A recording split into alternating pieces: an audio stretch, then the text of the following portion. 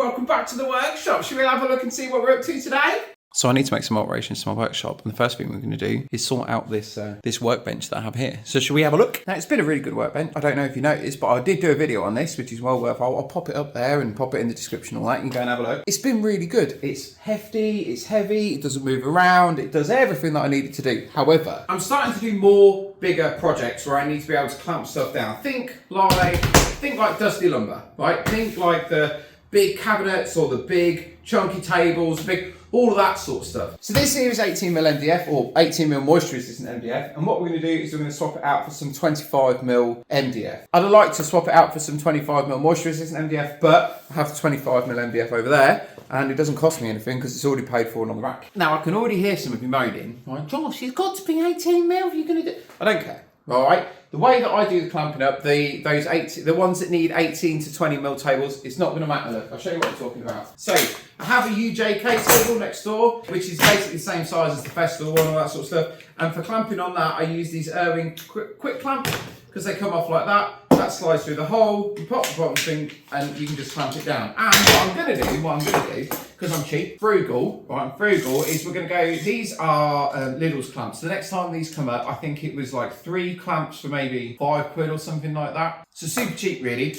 What I'm going to go do is I'm going to go buy a whole bunch of these, and then there's a little tab on the bottom that stops this coming off. Well, I'll just grind that tab off, and then I can still, again, put these through the bottom, put that on, and clamp it, and it will keep it tight. First things first, we're going to take this off. I don't think I stuck it to the table below. There's like another piece of 15mm MDF underneath here. And then what I'm going to do with this is, the idea being, a bit like dusty lumber, is that it will have a drop side here. So this is going to be turned into an MFT on its side and run down this section, and then we're going to have the 25mm MDF as the main bench top. And we're going to give my MFT jig a go, because I made it, designed it, and then never went live with it. So we're going to give that a go, and if it works, we'll put it up for sale. How's that? So first things first then, let's get the top taken off.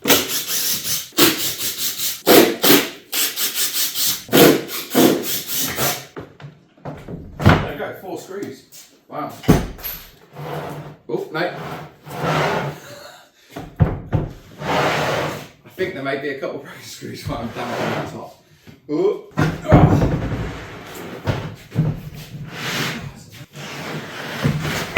So it's not really in terrible nick. I mean, it's not great, but it's not terrible. I think what I'm going to do is I'll probably cut like the centre bit out, because I know that edge is trash, this edge is trash. Trim a section off, and I'm just going to run it. You can't see this, but it'll be from the lower beam here all the way up onto the MDF on the underside, I think. Right then. Let's get this moving and have a look and see where we're at.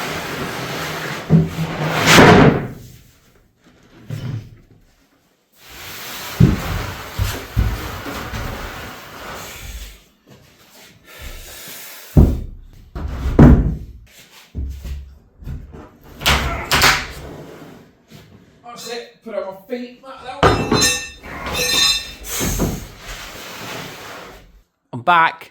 This is what I'm thinking of, right? What I'm thinking of is I have 2 options, okay? Either we centre the 8 feet over, so we have a little bit either side. I think it works out about 300 or 400mm because of the way the legs are spaced. Or what I do is we've got about 80mm here, so I could probably do another 80mm like there-ish, give or take, about like that. Maybe pop a piano hinge, cut this, pop a piano hinge on this end, and hinge it down when I'm not using it, and then pop it up when I need it. What do you think? What would you do? Would you go 6 foot? Would you go equidistant? Or would you hinge it and let it drop down so you got like a drop side table?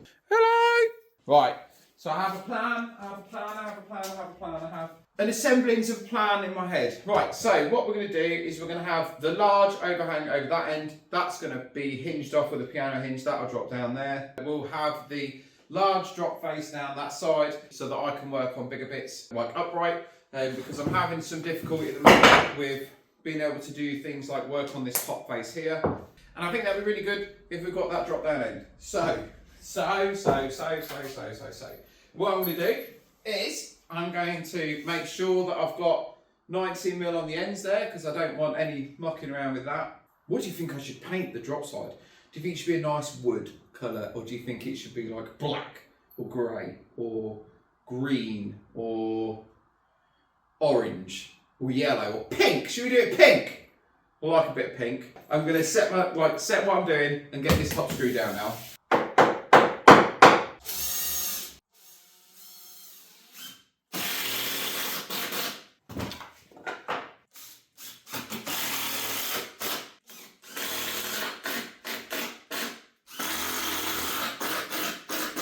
Hello.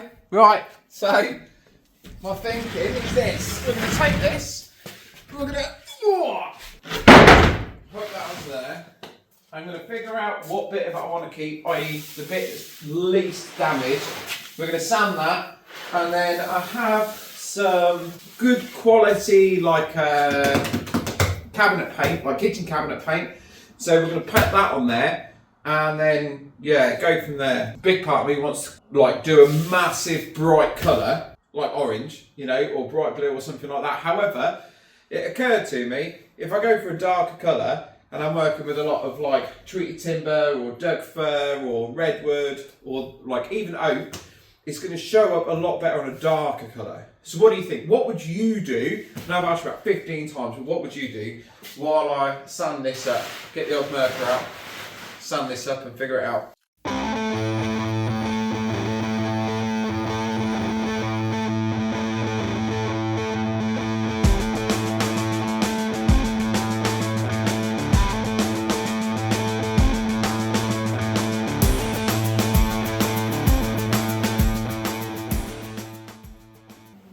Morning. So, how are we doing? As you can see, look, right? Left it overnight for the filler to dry, sanded it down this morning, smoothed everything out as best as we're going to get it with a piece of rubbish timber that's been drilled through and routed and mucked up and whatever. I've got to shoot out to the job in a second. Got the fire going, all the workshop up.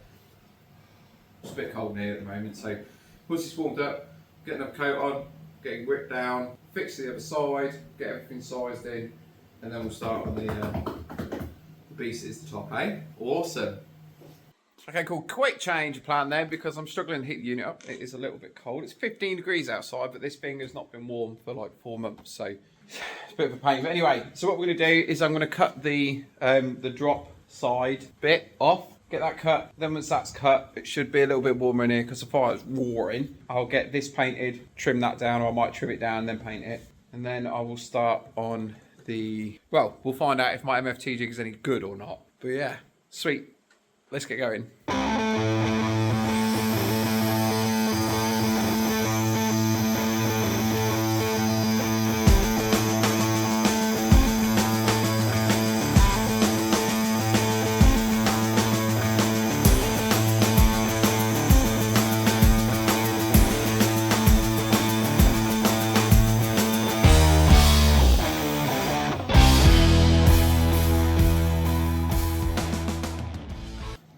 See, look, and it's not fallen off yet. There you go, look, see, even with the clamps it holds. Awesome. So here you go, yeah, see, so what we've got is the piano type hinge is going to fit along the bottom edge, and then that's going to allow it to sit like this and drop down and pull up and drop down as and when we need it. So I think for most of the time it will be down, because otherwise it's going to get in the way, but for when we need to work with bigger material, that sort of stuff, we'll pop it up. But yeah.